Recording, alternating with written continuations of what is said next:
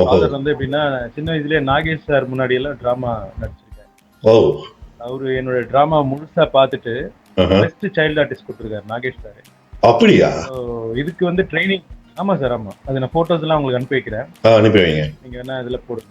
ம். அப்புறம் PS Raghavan sir அவர்கிட்டயும் வாங்கியிருக்கேன் பெஸ்ட் சைல்டு ஆர்டிஸ்ட். டான்ஸ் பொறுத்த வரைக்கும் அம்மா தான் பரதநாட்டியம்லாம் கத்துக் குடுத்தாங்க. ஓகே. பரதநாட்டியத்துல குச்சிப்புடி ஸ்டைல் வந்து ஒரு 12 வருஷம் அந்த அளவுக்கு அவங்க டேலண்ட் எல்லா ஸ்டைலும் பண்ண மாட்டாங்க தான் நான் சொல்லுவேன். நான் வரலன்றதுக்காக நான் சொல்லல. டேலண்ட் வந்து ஒரு ஃபர்ஸ்ட் மூவில என்ன கொரியோகிராஃப் பண்றாங்களோ அதே தான் லாஸ்ட் மூவிலயும் பண்றாங்க. அப்புறம் என்னத்துக்கு நீங்க டான்ஸ் மாஸ்டர் அப்படிதான் இருக்கு. எந்த மாஸ்டர் நீங்க எடுத்தாலும் பெரிய ஜிஆர்டி எல்லாம் கேள்விப்பட்டிருக்கீங்க. ஆமா, ஆமா. அந்த ஓனர் மல்டி மில்லியனர். அவர் வேர்ல்டு ஃபுல்லா சுத்துறேன் தம்பி, நானு வேர்ல்டு ஃபுல்லா சுத்துறேன். இப்படி ஒரு டான்ஸை நான் லைஃப் டைம்லயே பார்த்தது இல்லையே அப்படின்னு புல்ல அரிச்சிருக்கேன். காட் கிஃப்ட் என்கிட்ட. ஓகே. பரதநாட்டியத்துல ஒரு 3 இயர்ஸ் வந்து வெந்நீராடை நிர்மலா மேடம் கிட்ட நான் கோச்சிங் கத்துக்கிட்டீங்களா? ஷோஸ்லாம் ஓகே. பண்ணேன். அதே மாதிரி சலீம் மாஸ்டர்ன்றவர் தான் அந்த யூனியனை கட்டினவர். ஓகே. கடைசி விஷ் வந்து என்கிட்ட தான் போச்சு. ஓ ஓ. அவருடைய சாகிறதுக்கு முன்னாடி ஃப்ரைடே பிரியாணி கேட்டாரு. அது சொல்லக்கூடாது, இருந்தாலும் அந்த யூனியன்ஸ் எல்லாம் ஹெல்ப் பண்ணல அவருக்கு. ஓ. இவர் ஆல்ரெடி எனக்கு தெரியுமே அப்படின்ட்டாரு டைரக்டர். ஏன்னா பேஸ் வந்து கொஞ்சம் சினிமேட்டிக் பேஸ் எனக்கு. ஆமா ஆமா. இவரு நம்ம மங்காத்தால வந்து வாய்ப்பு கொடுத்தது ஒரு சின்ன ஏஜென்ட் தம்பி தான் அவரு. ஆனா வந்து இப்ப கூட என்னன்னா நிறைய பாலிடிக்ஸ் தேவர் டூயிங். அது என்ன பாலிடிக்ஸ் நான் சொல்றேன். சினிமால வந்து நிறைய பாலிடிக்ஸ் நடந்துட்டே தான் இருக்கும். ஏன் நம்ம அதை பத்தி பேசுறோம்னா நம்மளுக்கு டிஸ்டர்பன்ஸ் கொடுத்தாங்க. நான் ஒரு எனக்கு அப்புறம் சாண்டிக்கு வேற கொடுத்தாங்க. சாண்டின்னு ஒருத்தர். ஆமா, சாண்டி தெரியும், பிக் பாஸ் எல்லாம் வந்தாரு. சாண்டி யாருக்கு அசிஸ்டண்டா இருந்தாரு. நடந்தது நடக்காத மாதிரி, நடக்காதது நடந்த மாதிரி அப்படி சொல்லுவாங்க. அதெல்லாம் தாண்டி தான் நம்ம வந்தாகணும் சினிமால. ஸோ இப்போ நான் எழுதி வச்சுக்கிற கான்செப்ட் என்னன்னா, கிரைம் சப்ஜெக்ட் தான் ஃபர்ஸ்ட் பண்ண போறேன். அது ஒரு 75 lakhs மாதிரி.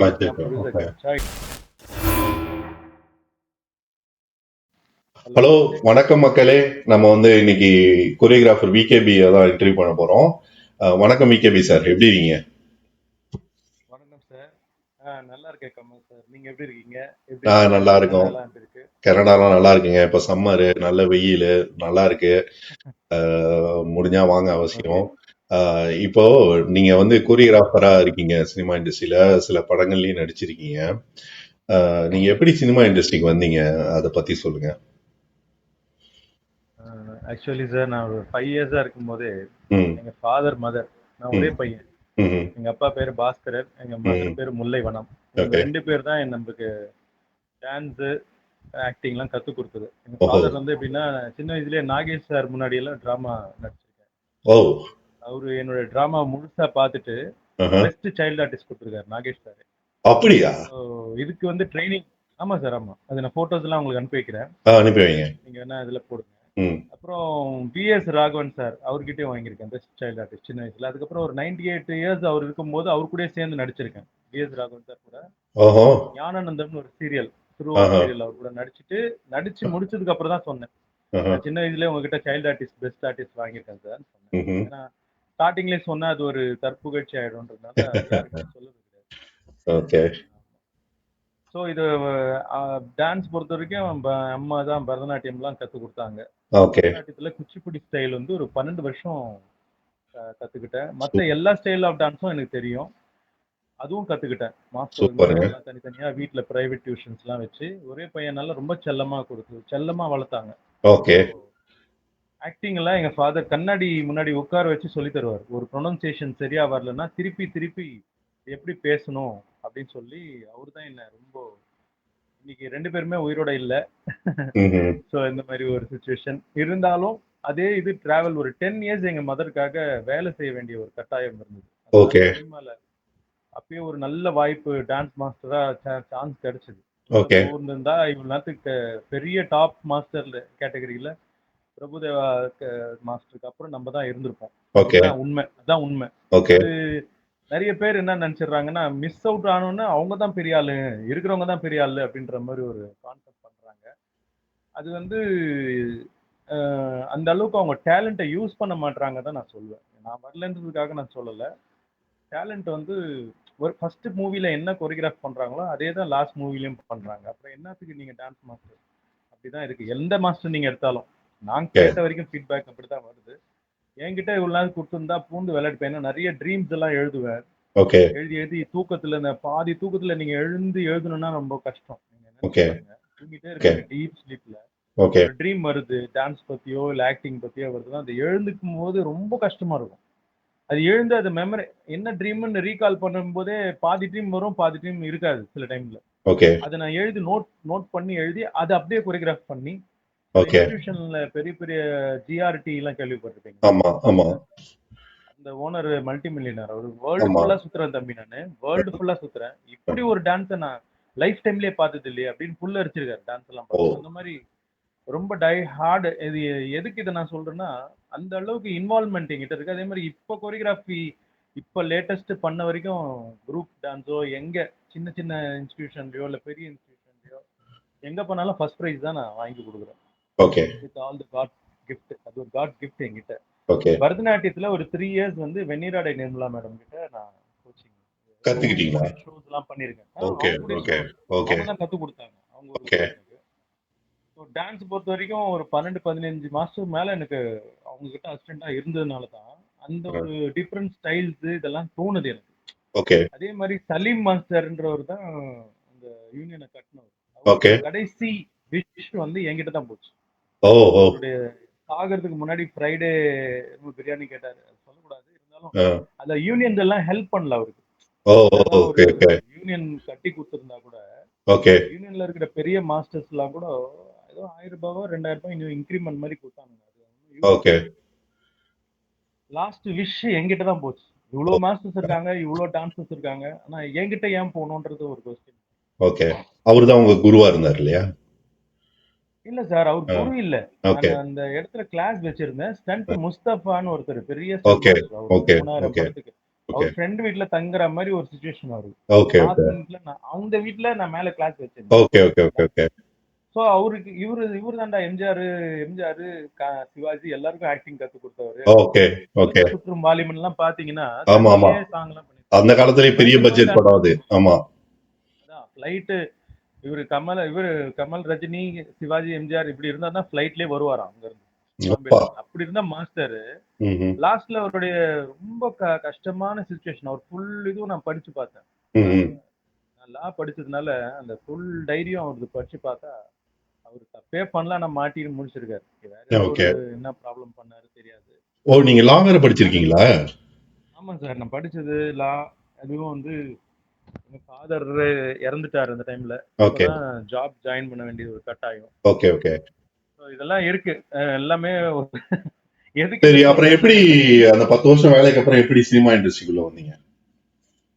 இல்ல சார், 10 வருஷம் வேலை பண்ணிட்டு இருந்தா கூட சைடுல வந்து இந்த மிஸ்ஸஸ் சென்னை ஈவென்ட் பெரிய பெரிய ஈவென்ட்டுக்குலாம் டான்ஸ் மாஸ்டரா நான் ஒர்க் பண்ணிருக்கேன். ஓகே. ஓகே. வீட்டுக்கு தெரியாது.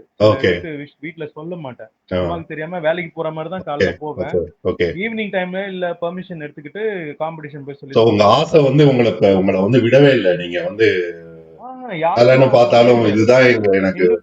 ஹிந்து பேப்பர்ல ஃப்ரண்ட் பேஜ் எல்லாம் வந்திருக்கு என்னோட போட்டோ. சூப்பர். எங்க ரிலேஷன்ஸ்ல யாருக்கும் அந்த மாதிரி ரிலேட்டிவ்ஸ்ல இது வரைக்கும் யாரும் அச்சீவ் பண்ணல. இதெல்லாம் நான் பெருமையா கூட எங்க மதர் கிட்ட சொன்னதே கிடையாது. ஓகே. இந்த மாதிரி மம்மி வந்திருக்கு அப்படின்னு சொன்னா அதுக்கு ஏதாவது திட்ட போறாங்கன்னு ஒரு பயம். ஓகே. அவங்க ஒரு கட்டாயம் படுத்துனாங்க. நீ வேலை செஞ்சாதான் நான் இருப்பேன்ற ஒரு கட்டாயப்படுத்தினால நாங்க ஒரே பையன் கெட்டு போயிடுவாங்க. எல்லாருக்கும் வர அந்த இதுதான். எல்லாருக்கும் வர இதுதான். அப்புறம் அம்மா தானே நம்ம முக்கியம். வேலை கூட அம்மா தான் முக்கியம். இப்ப போயிட்டாங்க. அவங்க நேம்லயே தான் நான் முல்லை கிரியேஷன்ஸ்னு ஒரு பேனர் வச்சிருக்கேன். Okay, super. கிரியேஷன்ஸ் பேனர்ல தான் ஷார்ட் பிலிம்ஸ் எல்லாம் இது வரைக்கும் ஒரு 7-8 ஷார்ட் பிலிம் பண்ணிருக்கேன், டைரக்ட் பண்ணிருக்கேன், டெஃபினட்டா பண்ணிருக்கேன். யூடியூப்ல இருக்கா சார்? அதெல்லாம் நான் வந்து லிங்க்ல முல்லை கிரியேஷன்ஸ் நான் லிங்க் கொடுக்குறேன் உங்களுக்கு.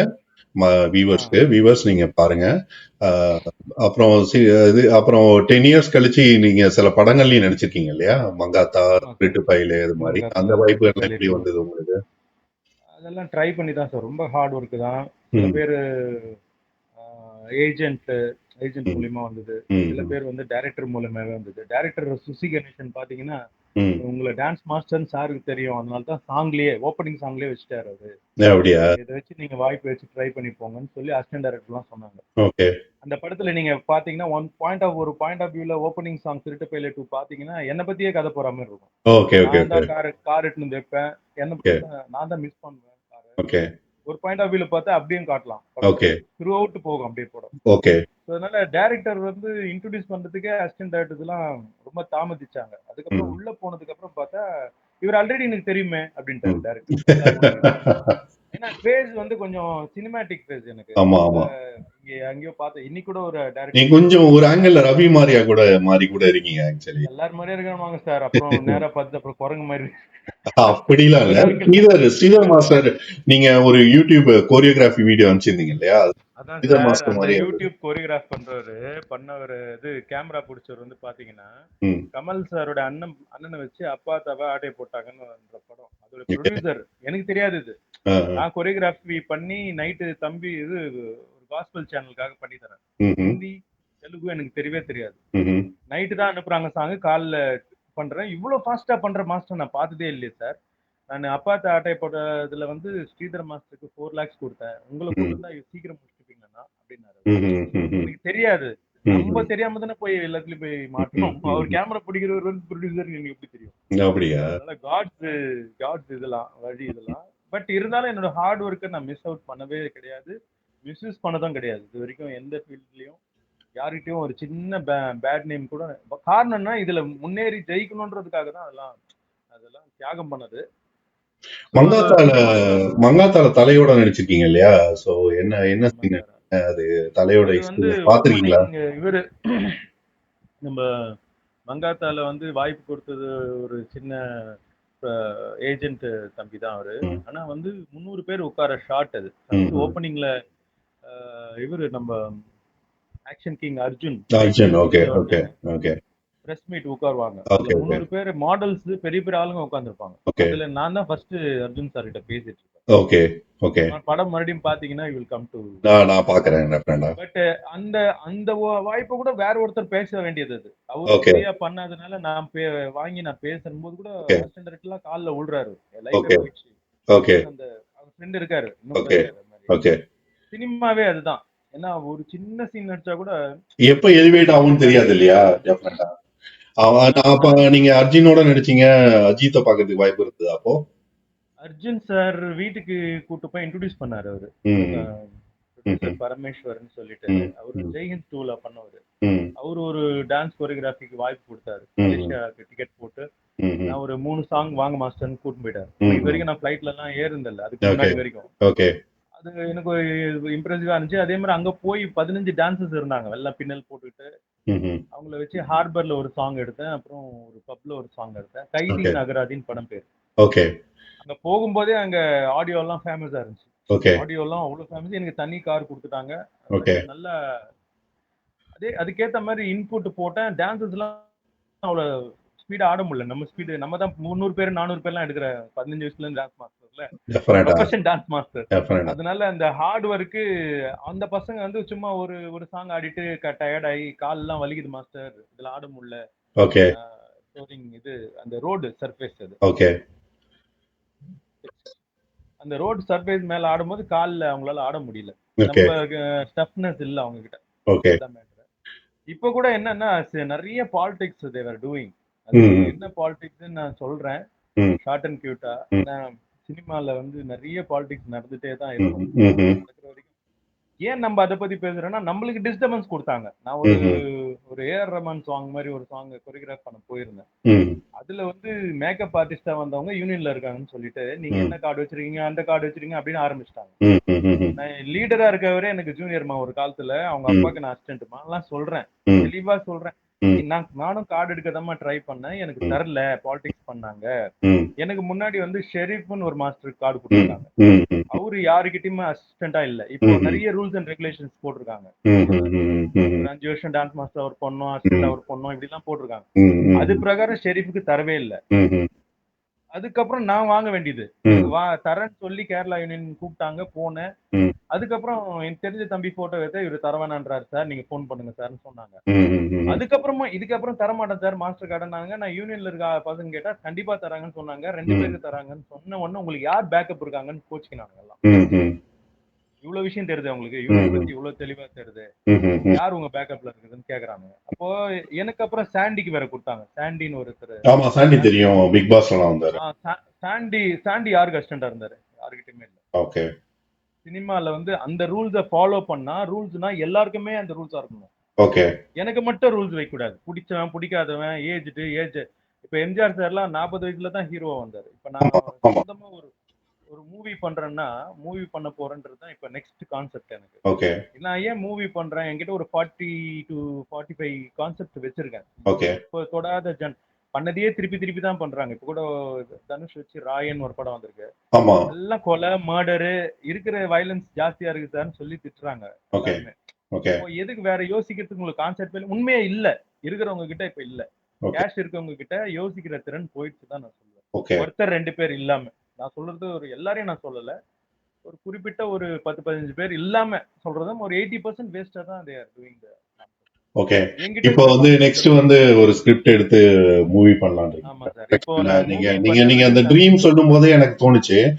அது வந்து பியூட்டிஃபுல் கான்செப்ட். எல்லாருக்குமே அந்த ட்ரீம் வரும். நம்ம வந்து காலையில ஏஞ்சா என்னமோ ஒரு கனவு வந்ததே மறந்துட்டோமேன்னு தோணும். அதை மறந்துடுவாங்க. எழுதி வச்சு அதை டெவலப் பண்றதே வந்து ஒரு கேரக்டருக்கான குவாலிட்டி தான். அதுவும் இல்லாம ஹார்ட் ஒர்க் இதெல்லாம் பண்ணியிருக்கீங்க. உங்க ஹார்ட் ஒர்க் நிச்சயமா உங்களை ஃபெயில் பண்ணாது. இப்போ உங்க நெக்ஸ்ட் ப்ராஜெக்ட் அதை ஒரு அவுட்லைனா சொல்லி வியூவர்ஸ்ல இருந்து என்ன சப்போர்ட் எதிர்பார்க்குறீங்க? எனக்கு வந்து இதான் சார் ப்ரொடியூசர் மாதிரி எதிர்பார்த்துட்டு இருக்கேன். அது அவங்க அந்த ப்ரொடியூசரா வரவங்களுக்கு என்னென்ன பண்ண முடியும்னா, இப்போ டிஸ்ட்ரிபியூஷன் சைடுல ஒரு இதை பிரிச்சு கொடுக்கலாம். ஏன்னா அது அவங்க எதிர்பார்ப்பாங்க. ப்ரொடியூசர்னா என்னன்றது ஒண்ணு இருக்குல்ல. விஷயம் தெரியாம பண்றவங்க தான். எனக்கு எல்லா இடத்துலயும் ஆள் இருக்கு. எல்லா டிவி சேனல்லயும் வந்திருக்கேன் நான். சன் டிவில அமுல் சூப்பர் குடும்பம்ல டான்ஸ் பண்ணி கொரியோகிராஃப் 3 நிமிஷத்துல 3 வெரைட்டி வித் காஸ்டியூம் சேஞ்சோட பண்ணி காமிச்ச முதல் ஆள் நான் தான். அந்த உள்ள உட்கார்ந்தவங்களுக்கு எல்லாருக்குமே தெரியும். பெரிய டான்ஸ் மாஸ்டர் சங்கீதான்னு ஒரு ஆக்ட்ரஸ் இருக்காங்க.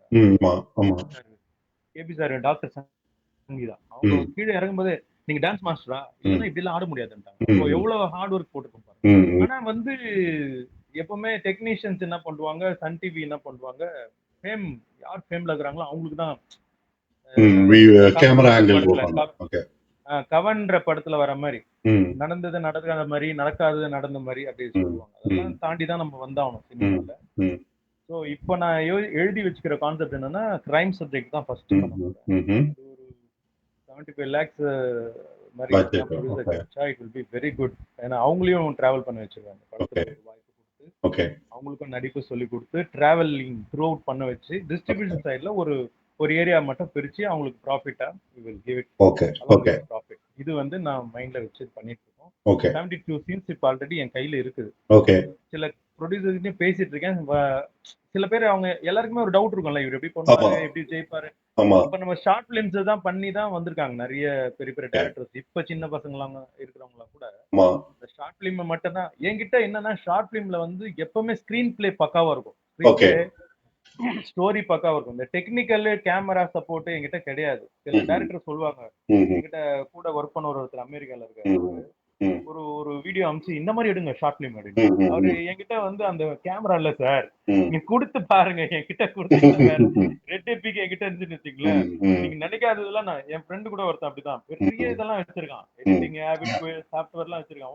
ஒண்ணுமே பண்ண முடியல அவனால. ஏன்னா அவங்ககிட்ட நாலேஜ் சாரி டு டெல். ஆமா டெக்னிக்கல் வந்து நம்ம காசு இருந்தா பண்ணிக்கலாம். அவருக்கு ஜாப் எல்லாம் வாங்கி கொடுத்து ஒரு மிருதங்க எல்லாம் வாசிக்க வச்சு ஒரு பேமெண்ட் வாங்கி கொடுத்தேன். இன்னைக்கு அவரு அவங்க மதரோட சப்போர்ட் வச்சு பெரிய பெரிய ஸ்டுடியோ எல்லாம் வச்சிருக்காரு. அந்த ஸ்டுடியோ என்கிட்ட இருந்ததுன்னு வச்சுங்களேன், டைட்டானிக் ரேஞ்சில ஒரு படம் எடுத்து காமிச்சிருப்பேன். Not a joke, I am telling it very seriously. அந்த லெவல் அவங்கிட்ட இருந்தும் பண்ண முடியலையே. அத வந்து ஏன் அவனால பண்ண முடியலன்னா அவனோட இன்ட்ரெஸ்ட் எல்லாம் வேற வேற இடத்துல இருக்கு. அவன்கிட்டயும் அந்த டேலண்ட் இருக்கலாம், பட் இன்ட்ரெஸ்ட் வேற இடத்துல படுத்திட்டான். அதனால அவனால உருப்பட முடியல. அது பத்தாததுக்கு அவரோட டாட்டர் எல்லாம் வச்சு அவர் ஏதோ படத்துல அவங்க டாட்டர் வச்சு தான் இஸ் கோயிங் ரைட் நவ. இதெல்லாம் சொல்றேன்னா sir, I am seeing many people around me, but they are not willing. அவனுங்க எப்பவுமே நெகட்டிவா பேசுறேன்னு நான் ஒமிட் பண்ணிடுவேன்.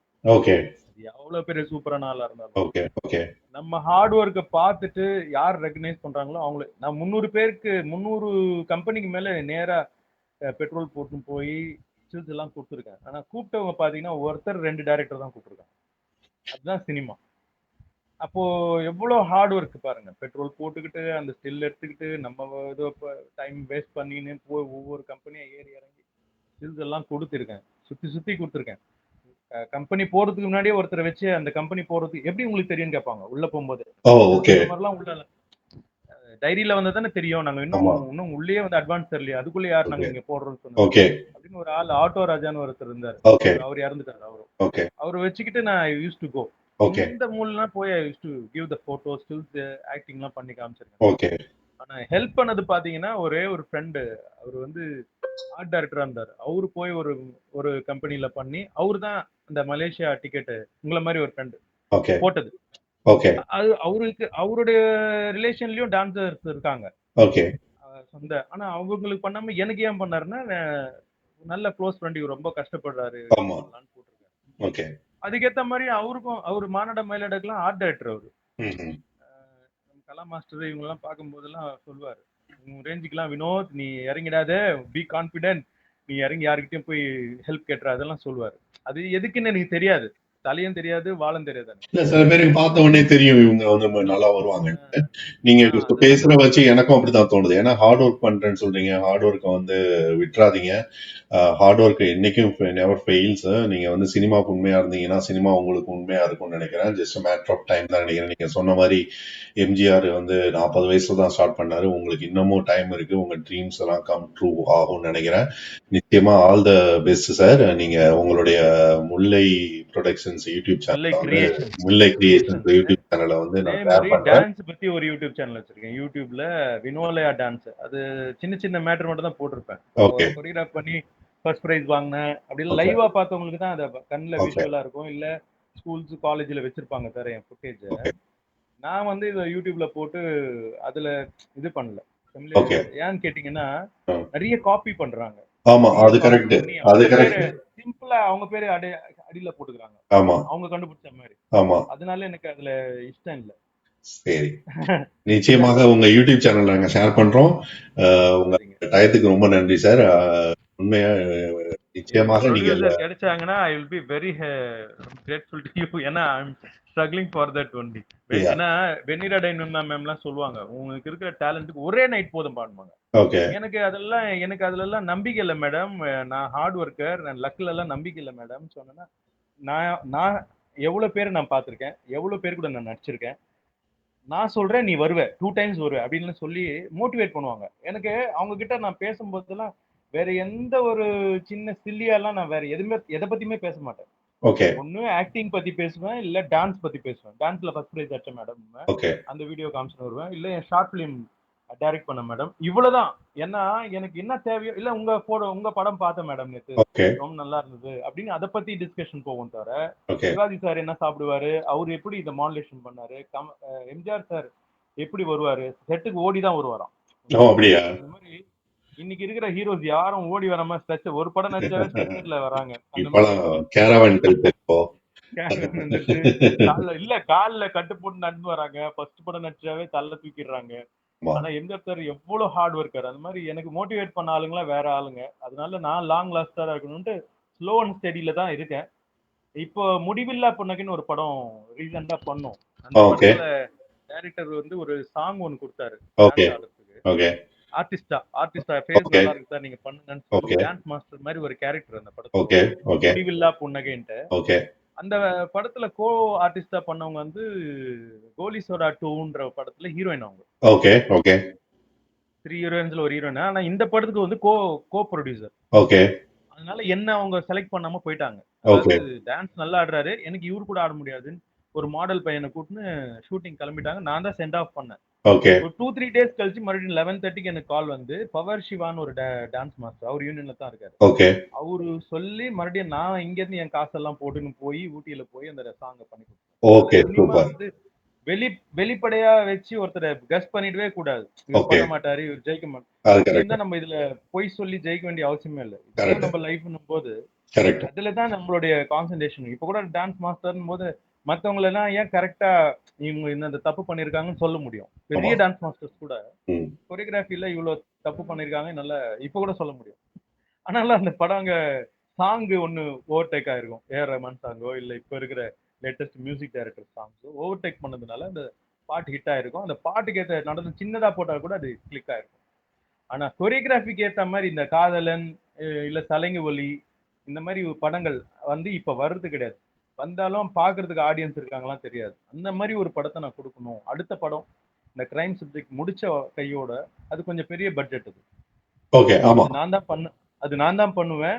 ஓகே, ஆனா அந்த படம் பண்ணும்போது இப்படி ஒரு டான்ஸ் மாஸ்டர் இருக்காரான்றது இந்தியாவோ இல்ல வேர்ல்டே திரும்பி பாக்குற அளவுக்கு தான் அந்த படம் இருக்கும். ஓகே. எப்போதுமே ட்ரீம் ப்ராஜெக்ட் 2வது ப்ராஜெக்ட்டை தான் பண்ணுவாங்க எல்லாமே.